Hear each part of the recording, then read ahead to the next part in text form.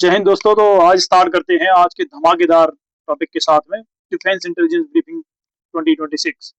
जैसे कि आप लोग देख रहे हैं कि यहाँ पे हम लोग डिफेंस के most important current affairs, most important intelligence briefing के बारे में बात करेंगे। इसमें हम इंडियन एयरफोर्स, इंडियन आर्मी और इंडियन नेवी सब मोस्ट इंपोर्टेंट डेटा के बारे में बात करेंगे। तो स्टार्ट करते हैं नेक्स्ट स्लाइड से। ये हमारा aerial display teams rotor versus wing. Rotor versus wing क्यों रखा गया?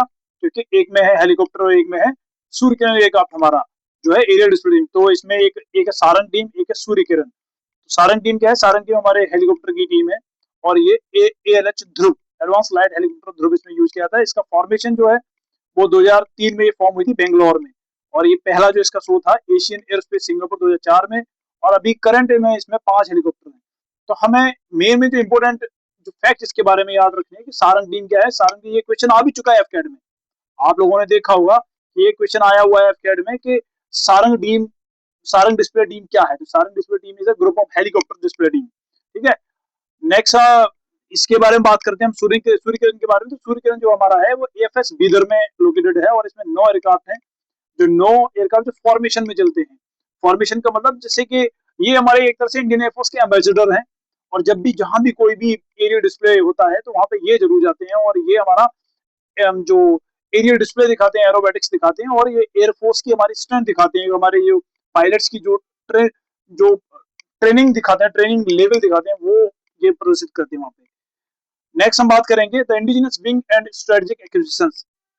अब इंडिजिनस विंग किसके बारे में बात कर रहे हैं? इंडिजिनस मतलब हमारे स्वदेश निर्मित कौन सा हमारा तेजस एयरक्राफ्ट है। तो तेजस एयरक्राफ्ट हमारा 25 साल में बनके तैयार हुआ, लास्ट 25 ईयर्स में बनके तैयार हुआ है। तो सब ये तेजस एयरक्राफ्ट की जो पहली फ्लाइट थी, first flight test pilot wing commander R Rajkumar. तो ये क्वेश्चन इट माइट कम कि फर्स्ट फ्लाइट कहाँ थी 2001 में।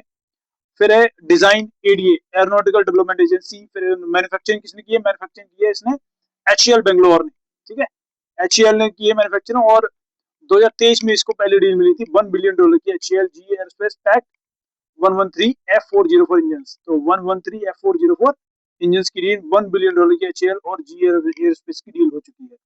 नेक्स्ट हमारे जो एयरक्राफ्ट है वो है रफेल एयरक्राफ्ट। रफेल जैसे कि हमें पता होगा कि हमने इनको फ्रांस से खरीदा। फ्रांस डसो एविएशन करके एक कंपनी है, उससे हमारी डील हुई है, और ये फ्रांस फ्रांस के साथ में डील है। इसमें 36 हमें एयरक्राफ्ट खरीदने हैं रफेल।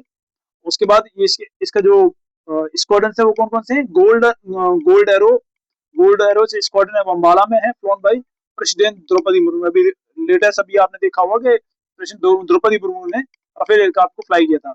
नेक्स्ट हम बात करेंगे C295 की। C295 हमारा क्या है? टैक्टिकल ट्रांसपोर्ट एयरक्राफ्ट है, और ये एवरोफ्लीट को रिप्लेस कर रहा है।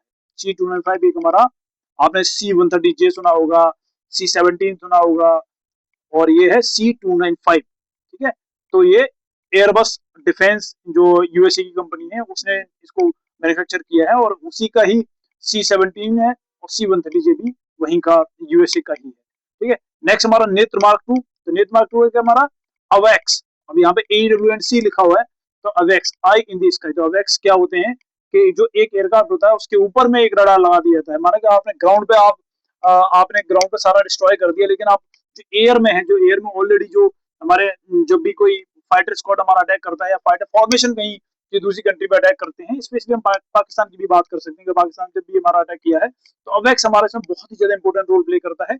अवेक्स एक तरह से फ्लाइंग ATC की तरह काम करता है, एक आई इन द स्काई की तरह काम करता है। मल्टीपल जो रडार्स है उनसे ये इनपुट लेता है, और उसका खुद का अपना रडार है, और ये हमारा इसराइल में मैन्युफैक्चर्ड है। ठीक है, एयरबस A321 है। जो प्लेटफॉर्म है वो कौन सा है? Airbus A321।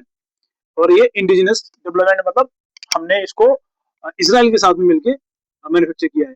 नेक्स्ट हम बात करेंगे air defence grid, surface to air systems की। तो एयर डिफेंस ग्रिड में हमारे सरफेस टू एयर सिस्टम में क्या क्या आएगा हमारा?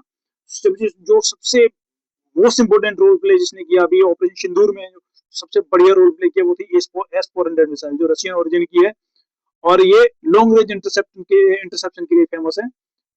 S-400 missile. इसमें साथ में बात करेंगे आकाश मिसाइल की, आकाश और आकाश प्राइम। ये मीडियम रेंज 25 से 30 किलोमीटर, और multiple target at a time ये एंगेज कर सकती है।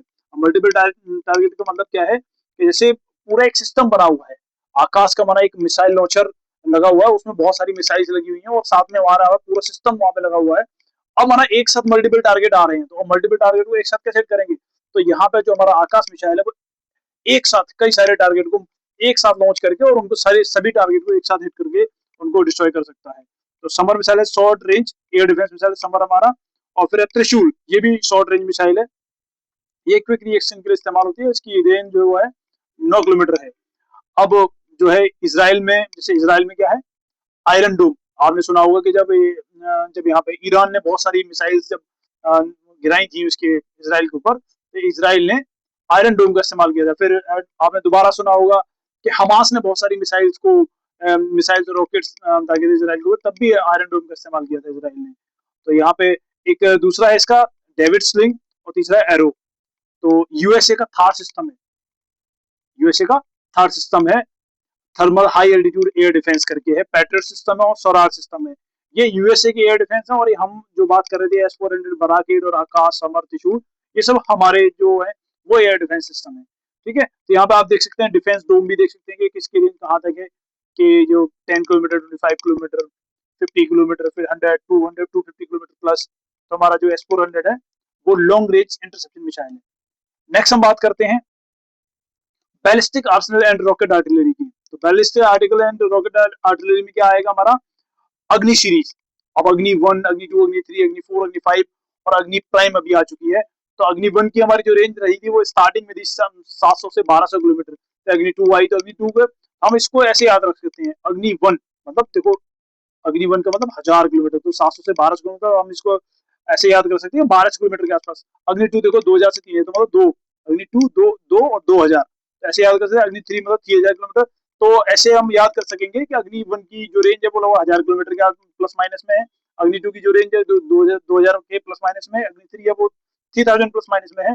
और अग्नि 4 है वो 4000 किलोमीटर प्लस माइनस में। और अग्नि 5 की थी वो हमारी अग्नि 5 में 5000 प्लस माइनस किलोमीटर में, मतलब इंटर इंटरकॉन्टिनेंटल बैलिस्टिक मिसाइल बन चुकी है, आईसीबीएम बन चुकी है। ठीक है, अभी अग्नि प्राइम की बात हो रही है, तो अग्नि प्राइम जो है हमारी वो 2000 किलोमीटर है और अभी कैनिस्टराइज्ड है। नेक्स्ट हमारा पिनाका एमबीआरएल। पिनाका क्या है, multi barrel rocket launcher, Pinak. ठीक है, पिनाक तो bow of lord Shiva, Pinak. Pinak ये किसका पर्यायवाची है, हमारा बो ऑफ लॉर्ड शिवा ओरिजिन। वो मतलब जो लॉर्ड भगवान शिव का जो तीर था उसी को हम पिनाका बोलते थे। तो वहीं से हमारा जो मल्टी बैरल रॉकेट लॉन्चर है, 12 रॉकेट्स इन 44 सेकंड। अब आप समझ सकते हैं कि कितना जबरदस्त इसका लॉन्च कैपेसिटी है, कि 12 रॉकेट्स इन 44 सेकंड्स ओनली। एवोल्यूशन इसका है मार्क 1 40 किलोमीटर है, मार्क 2 60 किलोमीटर है। अभी एक्सटेंडेड जो आ रही है अभी इसकी 75 किलोमीटर प्लस आ रही है। और रिसेंट स्टेज इसका ये made in flight of long range guided rocket Chandipur. अब चांदीपुर रेंज कहाँ पे है हमारी, उड़ीसा में है। हम इससे बहुत सारे क्वेश्चन हम इससे याद कर सकते हैं। नेक्स्ट हम बात करते हैं tactical strike and anti tank warfare की। तो टेक्टिकल स्ट्राइक में और एंटी टैंक वारफेयर में हम क्या क्या यूज करेंगे। टेक्टिकल स्ट्राइक में हम बात करेंगे एंटी टैंक गाइडेड मिसाइल की, ATGM. Anti tank guided missile क्या है, in war laser guided fired from T-90 Bhishma tank. Bhishma Bharat dynamics, Bhishma इसको किसने बनाया, भारत डायनेमिक्स लिमिटेड, बीडीएल। और नाग, नाग मिसाइल है, Nag third gen fire and forget missile है। हेलिना, ये हेलीकॉप्टर लॉन्च नाग, इसका एयरफोर्स वेरिएंट है ध्रुवास्त्र। अब हेलिना क्या है, Helina helicopter launch Nag missile है और इसका जो एयरफोर्स वेरिएंट है वो है ध्रुवास्त्र है। सैंट stand off anti tank missile, stand off anti tank missile. Next हम बात करेंगे न्यू जनरेशन में। न्यू जनरेशन अभी जो है ये प्रलय मिसाइल है हमारी, ये quasi ballistic surface to surface hard to intercept है। तो ये काशी बैलिस्टिक है, मतलब पूरी बैलिस्टिक नहीं, काशी काशी बैलिस्टिक है, सरफेस टू सरफेस मिसाइल है and hard, very hard to intercept. मतलब इसको इंटरसेप्ट करना ही मुश्किल है, प्रलय मिसाइल, इसका नाम ही प्रलय रखा गया है। अब बात करें एंटी टैंक वॉरफेयर में क्रूज मिसाइल्स की। तो क्रूज मिसाइल में क्या, ब्रह्मोस सुपरसोनिक क्रूज मिसाइल है। आपने सुना होगा कि अभी कुछ टाइम पहले अभी एक इंडियन एयरफोर्स की एक बेस से जो हमारी ब्रह्मोस मिसाइल है वो मिस्टेकनली लॉन्च हो गई और ये पाकिस्तान में जाके लैंड भी कर गई। और पाकिस्तान को पता ही नहीं लगा कि हमारे मतलब क्या हुआ। फिर बाद में फिर हमारे इंडियन एयरफोर्स ने खुद हमें बोला कि हाँ भाई हमारे यहाँ से गलती से लॉन्च हो गई थी और अभी नाउ एवरीथिंग इज ओके। तो ब्रह्मोस सुपरसोनिक, मतलब सुपरसोनिक स्पीड से जाती है, इतनी जबरदस्त मिसाइल है ये। इंडिया रसिया ये जॉइंट वेंचर है, ये ट्राई सर्विस कैपेबल है। और निर्भय मिसाइल ये सबसोनिक क्रूज मिसाइल है, लॉन्ग रेंज लॉइटरिंग कैपेबिलिटी है। नेक्स्ट हम बात करते हैं एयर टू ग्राउंड मिसाइल की, hammer highly agile modular munition extended range. ये इसका ओरिजिन जो हुआ है वो फ्रांस में हुआ है। अब ये हैमर मिसाइल क्या है? हैमर मिसाइल ये रफाल माउंटेड है, और ये रफेल के साथ में ही इसका ये डील हुई थी हमारी फ्रांस के साथ। रफेल, जब रफेल की डील हुई थी उसी के साथ में इसकी डील हुई है फ्रांस के साथ में। ठीक है, नेक्स्ट हम बात करते हैं नेवल कंस्ट्रक्शन। अब यहाँ पे पी प्रोजेक्ट्स की बात करेंगे। पी प्रोजेक्ट्स में क्या है? प्रोजेक्ट 75, प्रोजेक्ट 17A और प्रोजेक्ट 15B। तो अभी क्या क्या है प्रोजेक्ट? तो प्रोजेक्ट 75 जो वो है वो रिलेटेड है सबमरीन से। अब सबमरीन में किसकी बात हो रही है? सबमरीन बात हो रही है हमारी स्कॉर्पियन क्लास सबमरीन की, डीजल इलेक्ट्रिक सबमरीन है। फिर ये इसका जो बिल्डर बिल्डर है मजगांव डॉक प्राइवेट लिमिटेड है, MDL। और इसकी जो नेमिंग है वो सी प्रेडेटर के नाम से इसको नेम किया गया है, सी प्रेडेटर्स। नेक्स्ट फ्लीट, फ्लीट में कौन कौन है? INS कलवरी, खांडेरी, INS करंज, INS वेला, INS वागीर, INS वॉक्सीर। ये प्रोजेक्ट 75 में ये जो सबमरीन है ये स्कॉर्पियन क्लास सबमरीन है, और ये INS Kalvari, INS Khanderi, INS करंज, INS वेला, INS वगीर एंड INS वॉक्सीर। तो आप इन नामों को याद रख सकते हैं। नेक्स्ट हम बात करते हैं प्रोजेक्ट प्रोजेक्ट 17A की। तो ये इसमें फ्रिगेट्स के बारे में बात की है। प्रोजेक्ट 17A के अंडर में इंडिजिनस फ्रिगेट्स बनाए जा रहे हैं हमारे। तो ये कौन सी क्लास के? नीलगिरी क्लास के स्टील क्लास स्टील फ्रिगेट्स हैं। नीलगिरी स्टील फ्रिगेट्स है। नेमिंग इसका माउंटेन पीस के नाम पे इसको नेम किया गया है। INS Nilgiri, INS Himgiri, INS Udayagiri, INS Dunagiri, INS Taragiri, INS Vindhyagiri, INS Mahendragiri. ठीक है, नेक्स्ट हम बात करते हैं प्रोजेक्ट 15B की, डिस्ट्रॉयर्स के बारे में। तो डिस्ट्रॉयर हमारा क्या है? विशाखापट्टनम स्टील क्लास डिस्ट्रॉयर है हमारे। तो ये हमारे इनके जो नाम रखे गए हैं वो मेजर सिटीज के नाम पे रखे गए हैं। INS Visakhapatnam, INS Mormugao, INS Imphal, INS सूरत। ठीक है, सॉरी। नेक्स्ट हम बात करते हैं स्पेशलाइज्ड फ्लीट असेट्स की। स्पेशलाइज्ड फ्लीट असेट्स में क्या होगा? ASW shallow water craft. ASW मतलब एंटी सबमरीन वॉरफेयर। अब एंटी सबमरीन वॉरफेयर ये क्या है? इसका जो मेन रोल है वो कोस्टल वॉरफेयर में, कोस्टल मतलब कोस्टल एरिया, कोस्टल वाटर्स में ये करेगा। आपको भी, आपको देख के भी लगा ASW शैलो वाटर का, शैलो मतलब उथला हुआ वाटर, मतलब ऊंचा वाटर जहाँ पे गहराई कम हो वहां पे ये। तो इसमें क्या है? अर्नाला क्लास की समझे। अब क्लास क्या होती है? क्लास होती है कि उस क्लास में जो सबसे पहला एयर का जो फ्लीट जो भी शिप का जो नाम रखा जाता है वही उसकी क्लास बन जाती है। जिसका सबसे पहला जो शिप था वो था INS अर्नाला था, तो अब ये अर्नाला क्लास के नाम से जाना जाएगा। अब इसमें आगे जितने भी वो शिप बनेंगे वो सारे के सारे अर्नाला क्लास के नाम से ही जाने जाएंगे। तो अर्नाला क्लास का INS अर्नाला, INS अंद्रोज, INS अंजरीब। ठीक है, और ये इनको कौन बना रहा है? इनका ये अब ये माहे माहे क्लास के INS माहे, INS मलवान, INS मगरोल। ये इसको बना कौन है? Kochi shipyard limited. ठीक है, नेक्स्ट हम बात करते हैं सर्वे वेसल, संधायक क्लास। सर्वे वेसल मतलब जो जो वेसल्स हमारे जो जाते हैं सी में सर्वे करने के लिए, भाई जानकारी लेने के लिए, जानकारी इकट्ठा करने के लिए, कहाँ कैसे क्या चल रहा है, क्या वेदर है, क्या कहीं कोई कोई फॉरेन कंट्री का शिप तो यहाँ पे कहीं वेंचर नहीं कर रहा है, वो सब चीजें करने, सर्वे करने के लिए हमारे जो वेसल जाते हैं उनको सर्वे वेसल्स बोलते हैं। जैसे हाइड्रोग्राफिक सर्वे या फिर ओशनोग्राफी की सर्वे के लिए। देखो इसमें लिखा हुआ ना। अब इसमें जो फ्लीट है वो है INS संधायक, INS निर्देशक, INS इक्षक, INS संशोधक। नेक्स्ट हम बात करेंगे strategic manoeuvres the western front. अब स्ट्रेटेजिक मैनूवर्स इसकी बारे में क्यों बात की? अब हम क्या है कि जो जहाँ आर्मी नेवी एयरफोर्स का हमने इतने सारे फ्लीट, इतने सारे एयरक्राफ्ट, इतने सारे शिप के बारे में बात कर ली। अब हम ये बात करते हैं कि हम जो वेस्टर्न कंट्री, जो मेजर मेजर कंट्रीज हैं, हम उनके साथ में कौन कौन सी एक्सरसाइज करते हैं। जैसे हम बात कर रहे हैं यहाँ पे वेस्टर्न फ्रंट की, तो वेस्टर्न फ्रंट में हम बात करते हैं यूके की, फ्रांस की, USA की। तो यूके के साथ में एक्सरसाइज कर रहे हैं अजय वॉरियर।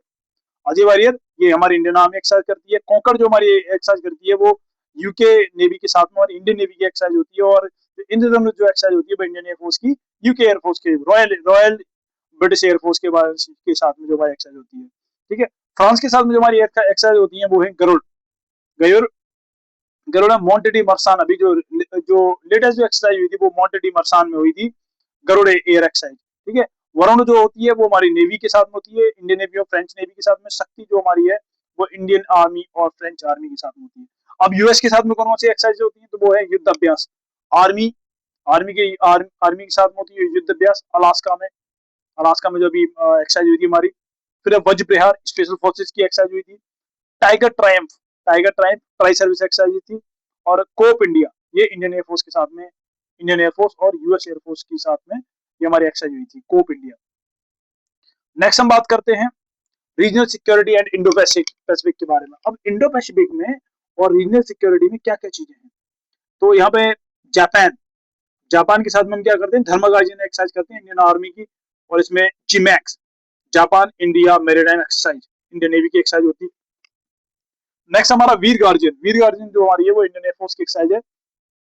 फिर है क्वेड अलायंस में हमारी है Malabar exercise, India US Japan Australia. Quad आपको पता ही हुआ, क्वेड हमारी 4 कंट्री में ग्रुप है, इंडिया यूएसए जापान और ऑस्ट्रेलिया। अभी हम बात करेंगे अगर हमारे जो इंडो पैसिफिक ओशन में और जो कंट्री जिनके साथ में एक्सरसाइज करते हैं वो वियतनाम के साथ में होती है विनवैक्स, थाईलैंड के साथ में होती है मैत्री, सिंगापुर के साथ में होती है सिम्बैक्स। इंडोनेशिया के साथ में हमारी जो गरुड़ शक्ति एक्सरसाइज होती है स्पेशल फोर्सेस की, और समुद्र शक्ति भी एक्सरसाइज भी होती है। नेक्स्ट अगर हम बात करें श्रीलंका के साथ में मित्र शक्ति।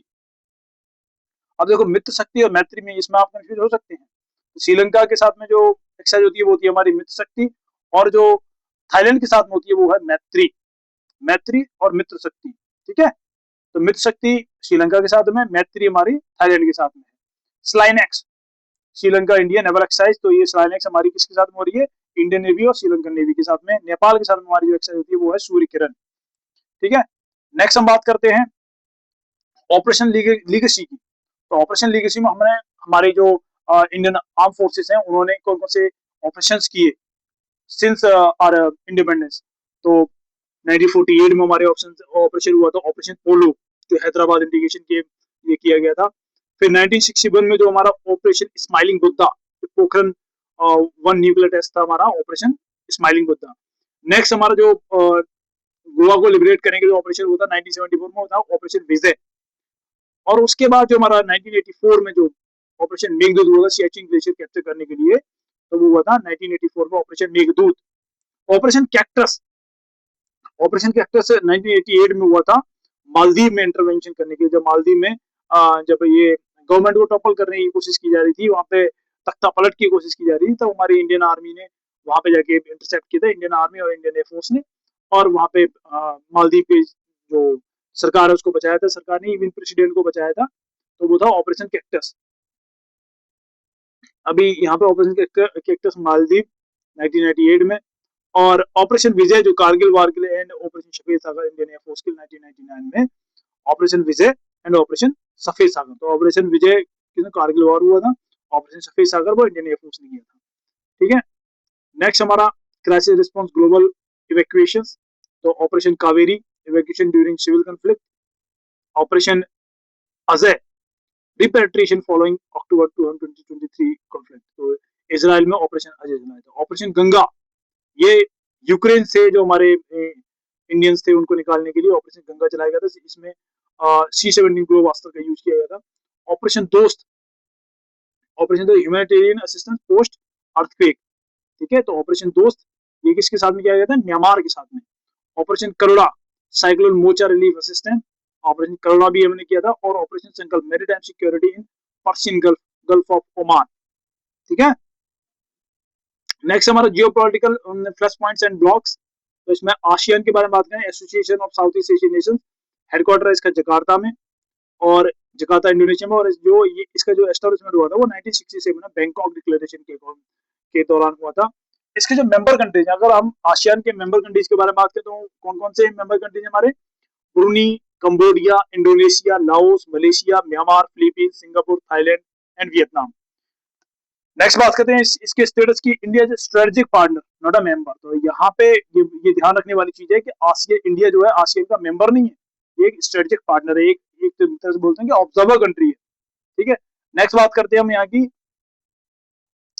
प्रिया विहार टेम्पल डिस्प्यूट। अभी हमने सुना होगा कि थाईलैंड और कंबोडिया के बीच में युद्ध जैसे हालात है, दोनों में मतलब एकदम क्या बोलते हैं स्मॉल स्केल वॉरफेयर हो रहा है। तो वो किसकी किसकी वजह से हो रहा है, वो प्रिया विहार टेम्पल के बारे में। अब आप समझ सकते हैं कि ये दोनों इस्लामिक कंट्रीज हैं, थाईलैंड और कंबोडिया, दोनों में युद्ध किसकी वजह से हो रहा है, एक टेम्पल की वजह से। तो इनके मतलब जो इनका जो एंशिएंट टेम्पल है यहाँ पर, एंशिएंट टेम्पल कहाँ से आया, यहाँ पे जो हिंदुइज्म के जो है रिमेन्स मिलते हैं यहाँ पे। ठीक है, कॉन्फ्लिक्ट किसके बीच में हमारा, थाईलैंड वर्सेस कंबोडिया के बीच में।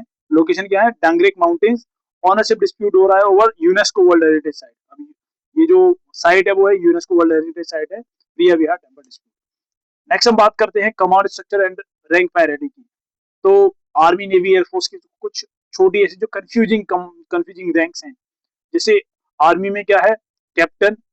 नेवी में किसके इक्विवेलेंट होता है, लेफ्टिनेंट के। और एयरफोर्स में उसी को फ्लाइट लेफ्टिनेंट के इक्विवेलेंट होता है।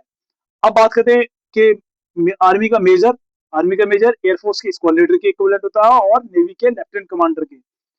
वहीं पे अगर बात करें कि आर्मी का कर्नल नेवी के कैप्टन के इक्विवेलेंट होता है। आप देखो यहाँ पे कैप्टन रैंक आर्मी में भी है, कैप्टन रैंक नेवी में भी है, लेकिन कैप्टन रैंक आर्मी में सेकंड रैंक होती है, जबकि नेवी में ये फोर्थ रैंक है। तो कर्नल एंड कैप्टन, और एयरफोर्स में क्या होता है, ग्रुप कैप्टन होता है। ठीक है, नेक्स्ट बात करें field marshal and honorary 5 star के बारे में। तो यहाँ पे हमारे हैं Sam Manekshaw and K M Cariappa. तो यहाँ पे एडमिरल ऑफ द फ्लीट अभी तक किसी को भी नहीं दिया गया है, और जबकि marshal of the Indian air force है वो है अर्जन सिंह। अभी बात करते हैं की कमांड हेडक्वार्टर्स के बारे में। तो की कमांड हेडक्वार्टर्स में हमारे north command army Udhampur, no air force navy equivalent. ठीक है, आर्मी की जो ट्रेनिंग कमांड है वो शिमला में है, और जो नेवी की ट्रेनिंग कमांड है वो है कोची में। नेक्स्ट अगर इंडियन एयरफोर्स की ट्रेनिंग कमांड के बारे में बात करें तो ये है बेंगलुरु में, और स्ट्रेटेजिक फोर्सेस कमांड है वो है न्यूक्लियर असेट्स कंट्रोल। नेक्स्ट हम बात करते हैं future tech and border infrastructure के बारे में।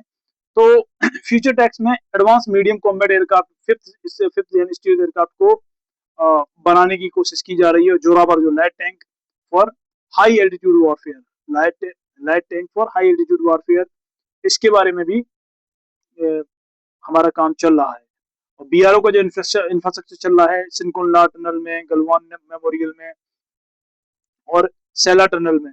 तो world's highest fighter airfield tunnel 15,800 feet, Lahaul Lahaul Ladakh, ये है सिनकुनला टनल।